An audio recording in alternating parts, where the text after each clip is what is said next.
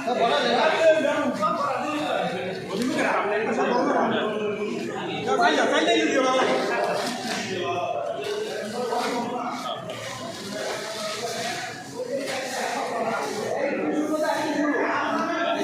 আলাইকুম, আপনাদের জ্ঞাতার্থে জানাচ্ছি আমরা প্রায় 7 পথ দিয়ে আপাতত প্রাথমিক বস্তা হচ্ছে।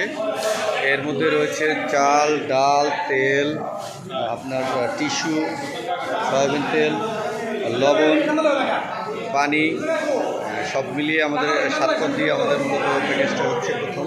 এরপরে আবার আলাদা একটা প্যাকেজে লাইট, দিয়াশলাই জাতীয় জিনিসগুলো যাবে। এটা আমরা দেখতে পাচ্ছি যে আমাদের সবাই মিলে আসলে একসাথে কাজ করছি। তো আপনাদের যেটা জানাচ্ছি যে আসলে আমরা এই কাজগুলোর সাথে উপজেলার সবাই সহযোগিতা করার চেষ্টা করেছেন। বিশেষ করে কাজিরহাট ব্যবসায়ী যারা রয়েছেন তারা সবাই আর্থিকভাবে সহযোগিতা করেছেন।